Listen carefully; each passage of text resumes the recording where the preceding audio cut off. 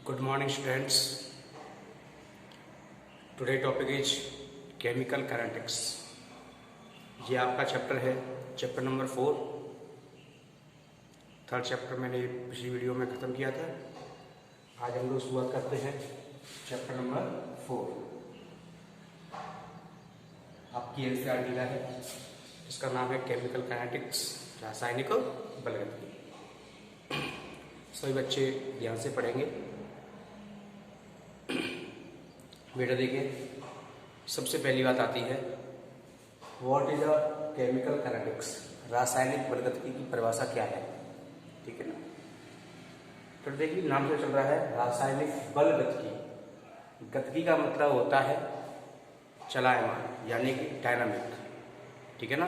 कोई reaction already चल रही है या रिएक्शन हो रही है, चलती हुई रिएक्शन हम लोगों को उसका वेग, उसका हम लोग क्या देखना है, चलती हुई रिएक्शन का, रिएक्शन होती हुई का हम लोगों को उसका वेग निर्धारित करना है कि इसका वेग कितना है। सांद्रता परिवर्तन की दर होती है, उन दरों का भी हम लोग निर्धारण करना होता है। ये सारी चीजों का अध्ययन हम लोग क्या करते हैं, रासायनिक बलगतिकी के अंतर्गत हम लोग करते हैं। ठीक है बेटा। अच्छा, अब बात आती है रासायनिक बलगतिकी में हम लोग किन किन अभिक्रियाओं का अध्ययन करते हैं। ठीक है ना। इतनी बात समझ में आ गई कि रासायनिक बलगतिकी के अंतर्गत हम लोग जो अभिक्रियाओं का वेग है उनका हम लोग निर्धारित कर लिए हैं, और निर्धारण हम लोग किसका करते हैं, जो उनकी सांद्रता वगैरह होती है ना उनका, चाहे कारक की हो चाहे वो उत्पाद की हो। ठीक है ना। और उनके आपस में जो अभिक्रिया होती है उनका निर्धारण हम लोग करते हैं।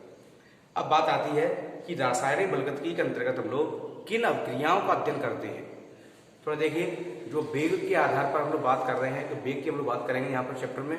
तो बेटा वेग के आधार पर अभिक्रियाएं 3 प्रकार की होती हैं। तीनों के नाम बता रहा हूँ आप लोगों को। 3 प्रकार की अभिक्रिया बेटा होती है। नंबर 1 है तीव्र अभिक्रियाएं,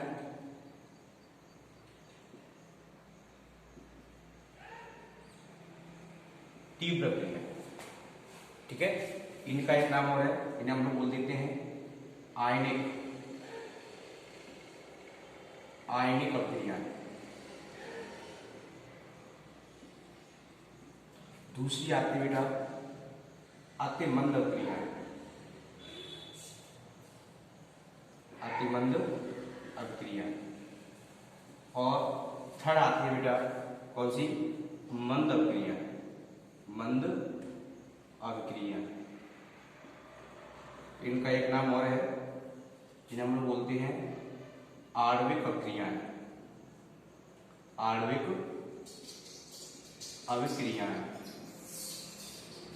आणविक बेटा 3 प्रकार की अभिक्रियाओं का हम लोगों को यहाँ पर अध्ययन करना है। अब बताऊं मैं आपको 3 अभिक्रियाएं कैसी होती हैं। नंबर फर्स्ट तीव्र अभिक्रिया। बेटा देखो, ये भी अभिक्रियाएं होती हैं जिनकी स्पीड, जिनका वेग इतना तेज होता है कि कभी भी हम लोग रिएक्शन के बीच में इनका वेग नहीं निकाल सकते हैं। ऐसा क्यों होता है, क्योंकि ये अभिक्रिया ऐसी अभिक्रियाएं होती हैं जो तत्क्षणिक ही हो जाती हैं। तत्क्षणिक का मतलब होता है पलक झपकते ही हो जाती है। हम लोगों ने 2 अपकारक मिलाने के जस्ट बाद ही पता भी नहीं चला कि कब उत्पाद बन गया। तो यानी कि इतनी स्पीड में होती है, इसलिए नाम देते हम लोग तीव्र अभिक्रिया। इनको हम लोग क्या कहते हैं, आयनिक अभिक्रिया भी हम लोग उनको बोलते हैं। जैसे एग्जाम्पल बात करूँ मैं, आपने देखा होगा आयनिक अभिक्रिया है, जैसे अम्ल क्षार की क्रिया, जैसे मैंने बात की HCl plus NaOH gives H plus Cl minus Na plus C minus plus C minus minus C plus, क्या बन गया NaCl और प्लस H2O। ठीक है ना। जितनी भी आयनिक अभिक्रिया होती हैं वो सब कैसी होती हैं, सभी होती हैं आयनिक अभिक्रिया या फिर वे तीव्र अभिक्रिया। बेटा एक चीज बतानी हुई आप लोगों को कि यहाँ पर वैसे कुछ रिएक्शन ऐसी भी आएंगी जो उत्क्रमणीय अभिक्रियाएं हैं, कुछ ऐसी भी आएंगी जो अंतक्रमणीय भी हैं। बेटा उत्क्रमणीय अंतक्रमणीय 11वीं क्लास के टॉपिक में हम आपको बता चुके हैं रासायनिक सामग्री में कौन सी उत्क्रमणीय होती, कौन सी अनुत्क्रमणीय होती। यहाँ पर हम लोग केवल अभिक्रियाएं पढ़नी है। कहीं भी हम लोग उत्क्रमणीय अनुत्क्रमणीय का चिन्ह आपको दिख जाए कि कहाँ पे ये ऐसा लगे ऐसा लगता है, हम लोगों को उत्क्रमणीय अनुत्क्रमणीय का टॉपिक यहाँ नहीं पढ़ना है। ठीक है ना। तो उस चीज पर आप लोग ध्यान ना दें कि कौन सा चिन्ह उत्क्रमणीय का होता है क्रिया में, कौन सा अनुत्क्रमणीय का होता है। ठीक है बेटा, ये ध्यान रखेंगे सब लोग। अच्छा, इसके बाद में क्लियर से आगे आयनिक अभिक्रियाएं कौन सी होती हैं, ठीक है ना। तो बेटा अब देखो, अब मान लो ऐसी अभिक्रियाएं जो तत्क्षणिक हो रही हैं, इनका वेग निर्धारण हम लोग नहीं कर सकते हैं, तो क्या ऐसी अभिक्रियाओं को हम इस चैप्टर में पढ़ेंगे? मेरे ख्याल से तो नहीं पढ़ेंगे। क्यों? इस चैप्टर में हम लोग केवल अभिक्रियाओं का वेग निकालते हैं हम लोग। अब लेकिन वेग निकालने हैं तो इनका तो वेग निकाल नहीं सकते हम लोग, बताया मैंने आप लोगों को। तो ऐसे अभिक्रियाओं को हम लोग यहाँ पर नहीं पढ़ेंगे। सेकेंड एक्शन आती है, इसका नाम है अतिमंद अभिक्रियाएं। ये क्या है? ये ऐसी अभिक्रियाएं हैं जो पता नहीं कई दिनों में हो, कई महीनों में हो, या फिर कई इनको वर्ष भी लग जाए इन अभिक्रियाओं को कंप्लीट होने में। ऐसी अभिक्रियाओं को हम बोलते हैं अतिमंद अभिक्रिया। जैसे एग्जाम्पल दूंगा आप लोगों को, लोहे पर जंग लगना।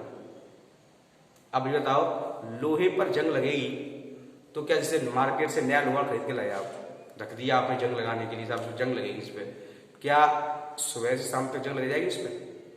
मुझे लगता 12 घंटे में दे सकती, 24 घंटे में दे सकती, यानी कि उसको महीनों लगेंगे जंग लगने में। अगर अनुकूलन नहीं होगा जंग लगने के लिए तो वर्षों में ले सकते हैं उसको, है ना। इसका मतलब क्या है? ऐसी अभिक्रियाओं का वेग हम लोग को निकालना बड़ा मुश्किल है। क्या उसके लिए बैठ भी देंगे हम लोग, कौन सी अभिक्रिया है ऐसी जिसका वेग निकालने के लिए हम लोग को बैठना पड़े? भाई हमें तो ऐसा करना है कि रिएक्शन हो रही हो, और रिएक्शन होते होते हम उसका हम लोग वेग निर्धारित करें। और इसमें तो ये ऐसी थी तो पता ही नहीं लगा कब हो गई, और ये ऐसी है साहब, ये ऐसी है जिनका वेग हम लोग निर्धारित नहीं कर सकते हैं, क्योंकि कैसी है ये बहुत ही स्लो मोशन में क्रियाएं होने वाली हैं, ठीक है ना। अच्छा, इसके बाद में थर्ड आती है अतिमंद अभिक्रिया, से हम बोलते हैं आणविक अभिक्रिया हम लोग बोलते हैं।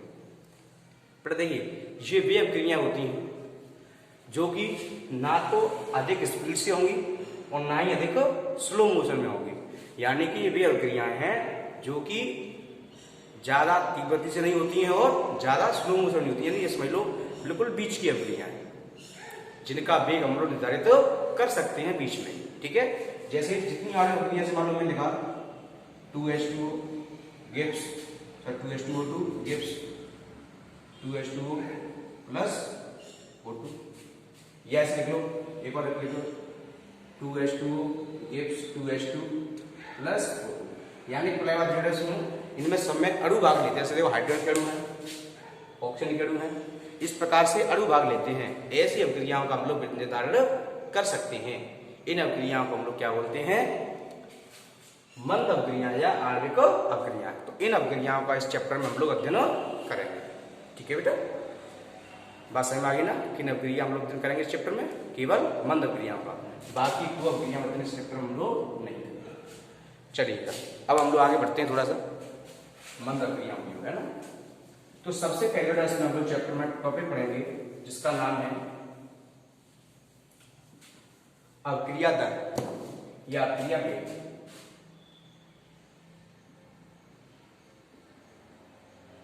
अभिक्रिया की दर या वेग इंग्लिश में बोलते हैं the rate of reaction, rate of reaction, rate of reaction. अब क्रिया की दर, दर को हम लोग यहाँ पर वेग बोलते हैं, ठीक है बेटा। अब ये क्या होता है दर या वेग? बेटा वेग हम लोगों ने फिजिक्स में पढ़ा है, हमने क्या पढ़ा है? फिजिक्स में पढ़ा है वेग। हम लोग कहते हैं एकांक समय में तय किसी वस्तु द्वारा तय की गई दूरी क्या कहलाती है? उसकी उसका वेग कहलाती है।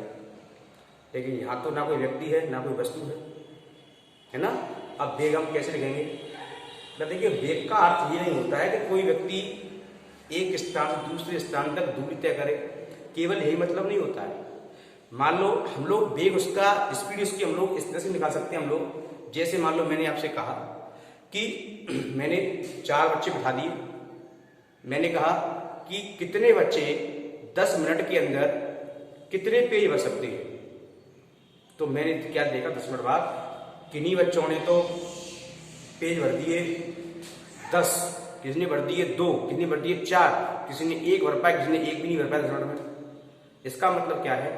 जिस बच्चे 10 मिनट 10 पेज भर दिए, इसका मतलब क्या है? उसकी स्पीड काय की लिखने की, उसकी लिखने की स्पीड बहुत ज्यादा है। अब हम देख कैसे रहे हैं कि किसने कितने समय में नंबर ऑफ पेज भर दिए, तो नंबर ऑफ पेज भरना भी क्या एक स्पीड ही तो है, लिखने की स्पीड है ना। तो स्पीड भी कई प्रकार की होती है, एक लिखने की स्पीड है। मैं आपसे अब ऐसे रिएक्शन ये चल रही है, अब रिएक्शन हो रही है, जैसे मान लो एग्जांपल में आपको कोई ए और बी क्रिया कर रहे हैं, सब सी प्लस डी बना रहे हैं, या मान लो इसमें तो ए बी बना रहे हैं, उत्तर बन रहा है कोई ए बी, ठीक है। अब ए और बी के रिएक्शन करने पर ए बी बन रहा है, मैंने कहा टी बराबर टी समय बाद, कोई समय है, कुछ समय बाद ए बी पूरा खर्च हो गया, ये कितना बन गया, ये मान लो बन गया 1 मोल बन गया, कितना बन गया 1 मोल बन गया। इसका मतलब क्या है कि टी समय द्वारा अभिकारकों द्वारा उत्पाद बनने के लिए तय की गई दूरी सही रहेगी, सही रहेगी। यानी कि अगर हम लोगों को अभिक्रिया में हम लोगों को वेग की परिभाषा देनी है, तो इसका मतलब परिभाषा सीधी सीधी एक होती है। क्या परिभाषा होती है इसकी कि देखो अभिकारक भी तो दूरी तय कर रहे हैं, यानी रिएक्शन हो रही है, ये भी उसकी स्पीड चल रही है, अभिकारक चेंज हो रहे हैं, कायम में उत्पाद चेंज हो रहे हैं, है ना। तो क्या कहेंगे, अभिक्रिया का वेग क्या है कि एकांक समय में, समय के सापेक्ष तो वही होगा, मैं आपसे 0 पर रिएक्शन शुरू नहीं हुई, तो एकांक समय तो होगा ही होगा, किस समय में कोई चीज बनने की तैयार होगी। चाय बनाने बैठे मान लो आप लोग, अब चाय भी 2 मिनट 5 मिनट 10 मिनट 15 मिनट लेगी बनने के लिए, तो एकांक समय में ही तो उत्पाद होना, चाय बनी हमारी, तो वही है समय के अंतर्गत, है ना। यानी कि एकांक समय में अभिकारक या उत्पाद दोनों ही। मान लो टी बराबर 0 की बात करूं, यहाँ पर मान लो इसका 1 मोल होगा, यहाँ पर इसका 0 मोल होगा, जब अभिक्रिया शुरू नहीं हुई, प्रारंभ में है कि नहीं है। तो एकांक समय में अभिकारक और उत्पाद दोनों है ना, अभिकारक और उत्पाद की सांद्रता में परिवर्तन, की सांद्रता में परिवर्तन क्या कहलाता है, उस अभिक्रिया का वेग। मैंने ऐसे क्यों नहीं कहा कि अभिकारक सांद्रता में, अभिकारक उत्पाद सांद्रता में कमी, क्यों नहीं कहा, क्योंकि रिएक्शन होगी, अभिकारक में कमी होगी, उत्पाद बढ़ेगा, है ना। तो हम क्या कह रहे हैं, सांद्रता में परिवर्तन। पहले यहां पर 1 मोल था, यहां पर 0 मोल था, रिएक्शन कंप्लीट हो गई, यहाँ कितना होगा 0, यहाँ कितना हो गया 1, चेंज हुआ कि नहीं हुआ, यानी परिवर्तन हुआ कि नहीं हुआ। इसी को हम लोग कहते हैं अभिक्रिया का वेग। अभिक्रिया क्या कहते हैं, वेग। बात से समझ आगे नहीं आगे, ठीक। अभिक्रिया वेग की परिभाषा हम लोगों से समझ में आ गई है ना। अब बेटा हम लोग करते हैं बात अभिक्रिया वेग पर, एक ग्राफ खींचते हैं हम लोग कि समय और अभिक्रिया देखें हम लोग, ये तो है टाइम समय, और ये हुई rate of reaction, rate of reaction, अभिक्रिया की दर और समय के मध्य ग्राफ। बेटा मैंने बताया था कि जैसे जैसे समय बढ़ेगा, अभिक्रिया की जो अभिकारक है उसकी रेट क्या होगी, ऑटोमेटिक कम होगी नहीं होगी। तो इन दोनों के मध्य में ग्राफ कुछ इस तरह का आएगा, स्लोप टाइप, ठीक है ना। जैसे मान लो हमारा कोई समय है, मान लो ये वाला, इस समय पर अभिक्रिया दर यहां पर है, ठीक है ना। अब मैं क्या कर रहा हूं, समय कम कर रहा हूं, समय कम है तो कम समय पर अभिक्रिया दर देखो ज्यादा थी, मैंने समय बढ़ाया, देखना अभिक्रिया की दर कैसी हो गई। जैसे एग्जांपल देखो, मान लो यहाँ 0 second, 1 second, 2 second, 3 second, 4 second, 5 second, 6 second. मान लो यहाँ पर 2 मोल पर लीटर, 3 मोल पर लीटर, 4 मोल पर लीटर, 5, यहाँ पर 6। तो देखेंगे अब पहले मान लो क्या था, समय टाइम बराबर 3 सेकेंड था, 3 सेकेंड पर सांद्रता कितनी थी अभिक्रिया की, यानी अभिकारक की सांद्रता थी 6 मोल पर लीटर। मैंने टाइम बढ़ाया तो उसकी देखो कम होगी नहीं ऑटोमेटिक। मैंने देखो टाइम और बढ़ाया तो सांद्रता कम, देखो अभिकारक की और भी कम होगी, बस हमें आई नहीं। तो अभिक्रिया का ग्राफ इस तरह का बनेगा, एक स्लोप टाइप में। इसमें क्या होता है, जब अभिक्रिया जो समय एकांक समय होता है, उस समय के बढ़ने के सापेक्ष क्या होता है, जो अभिकारक की सांद्रता है वो उसमें क्या होती है, कमी होती है, उसमें क्या होती है, कमी होती है। बस हम आगे नहीं आगे। चलिए अब हम लोग बात करते हैं ग्राफ के बाद, नेक्स्ट टॉपिक है बेटा आपका अभिक्रिया की औसत दर।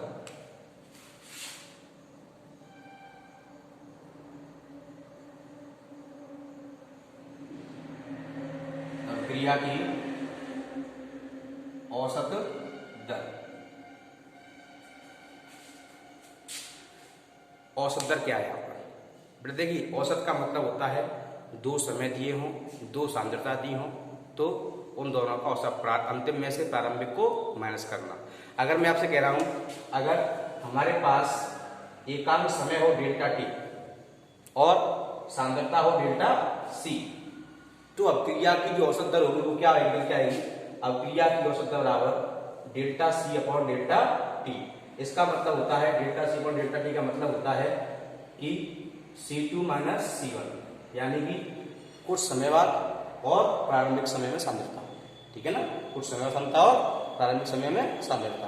तो C फाइनल CV से कर दो, और ऐसे ही T फाइनल माइनस टी क्या? इनिशियल। ये क्या निकल के आ गई? अभिक्रिया की औसत दर। ठीक है बेटा? इसके बाद में अभिक्रिया की औसत दर समझ में आ गई आप लोगों की में। अगर मैं कहूं कोई रिएक्शन हमारे पास A गिब्स उत्पाद बन रहा है कोई हमारे पास, ठीक है, मैं कहूं इस अभिक्रिया की औसत दर आप निकालें, ठीक है ना? तो क्या निकालेंगे? इसे मान लो हमारे पास मैंने कहा T बराबर 0 पर, यहाँ पर 1 मोल है, यहाँ पर 0 है। T बराबर T समय बाद यहाँ पर हो गया, मान लो E माइनस एक्स हो गया, यहाँ पर कितना हुआ? x बना, जितना खर्च होता तो बढ़ेगा। तो औसत दर निकल के आएगी 1 minus x minus 1 upon x minus 0, ये निकल के आएगी। क्या ये ठीक है? थोड़ा सा डिफरेंस है। डिफरेंस क्या है? अगर हम लोग औसत दर निकाल रहे हैं अभिकारक की, तो बेटा हमें लगाना पड़ेगा आगे माइनस। हम कह रहे हैं अभिकारक की निकालनी है DA, तो DA अपॉन DT, ठीक है, ज्यादा नहीं है, आगे लगानी है माइनस। क्यों लगानी है? याद है, एक से कट गया, ये क्या रह गया? माइनस एक्स, ये तो रह गया, क्या रह गया? माइनस एक्स, और ये टी आएगा minus x upon T. Minus x upon क्या आएगा निकल के? टी आएगा। आएगा कि नहीं आएगा? अब ये माइनस क्यों आया? क्योंकि हम पता है अभिकारक की जो सांद्रता है वो क्या हो रही है? घट रही है। अगर सांद्रता क्या हो रही है? घट रही है, ठीक है ना? इसलिए आगे लगाते हैं माइनस। उत्पाद की हम लोग बात कर रहे हैं, इसकी हम निकाल रहे हैं, क्या आएगा? x माइनस 0, देखो x माइनस 0 अपॉन कितना है? t माइनस 0, क्या निकल के आया? x upon t। समझ नहीं है? यानी कि हम कभी भी औसत दर निकालेंगे, जो d का मतलब होता है डेल्टा ही होता है, डेल्टा बड़े चेंज के लिए होता है और जो d होता है वो छोटी चेंज के लिए होता है। ठीक है बेटा? तो डेल्टा लगाना, डी लगाना, कोई समस्या नहीं है, लेकिन आगे लगाएंगे माइनस, किसमें? अभिकारक में। अभिकारक का हम लोग औसत दर निकालेंगे तो हमेशा क्या लगाएंगे? आगे माइनस लगाएंगे। उत्पाद के लिए निकालेंगे तो क्या लगाएंगे? आगे हमेशा प्लस लगाएंगे, ठीक है ना? उत्पाद के लिए। अब बात आती है प्रारंभिक अभिक्रिया दर, जैसे कहते हैं हम लोग, प्रारंभिक होती है T बराबर 0 पर, ठीक है ना? तो पूछे प्रारंभिक दर क्या है? कि T बराबर 0 पर अभिक्रिया दर क्या कहलाती है? प्रारंभिक दर। अब कोई कहते तात्क्षणिक अभिक्रिया दर क्या है? तात्क्षणिक का अर्थ होता है कि किसी भी एट अ टाइम T बराबर T समय पर, जैसे मैंने कोई समय ले लिया मैंने, T बराबर T, 1 सेकंड हो सकता है, 2 सेकंड, 3 सेकंड, 4, कुछ भी समय हो सकता है, यानी बीच में रिएक्शन को बंद करके कभी भी समय को हम देख सकते हैं, वो होता है हमारा तात्क्षणिक अभिक्रिया दर। उस समय पर अभिक्रिया का वेग क्या कहलाता है? हमारा तात्क्षणिक अभिक्रिया दर कहलाता है। ठीक है बेटा? इतनी समझ में आ गई? आगे हम लोग देखते हैं थोड़ा सा अभिक्रिया की दर और उनकी सांद्रता के मध्य संबंध।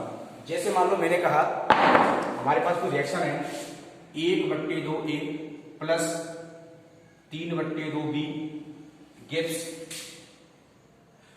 4/5C plus D। ये बात मैं आपसे कह रहा हूं। मैं कह रहा हूं कि अभिक्रिया की दर और अभिकारकों और उत्पादों की सांद्रता में क्या संबंध है? तो हमें पता है अभिक्रिया दर क्या होती है? dx/dt होती है बराबर। अब हमें इसकी निकालनी है कि अभिकारक है ना, तो आगे लगाएंगे dA/dt। बड़ा कोष्ठक पढ़वा जाता है सांद्रता, शक्ति द्रव्यमान होता है, जब पढ़ा होगा आप लोगों ने, बड़ा कोष्ठक लग जाए किसी अभिकारक पर तो क्या हो जाता है? वो शक्ति द्रव्यमान हो जाता है। अब बेटा सुनो, अभिकारक है, आगे क्या लगाएंगे? माइनस लगाएंगे। इतना भी पढ़ाया था मैंने आप लोगों को। अब आता है ये इसके मूल है, आगे 1/2। इसका अगर हमको वेग निकालना है तो इस मूल का कर दिया उल्टा, 1/2 है ना, कितना आ जाएगा? 2D/dt। इस बात का आप ध्यान रखेंगे। आपको दिया गया एक्शन में 2A गिव्स उत्पाद,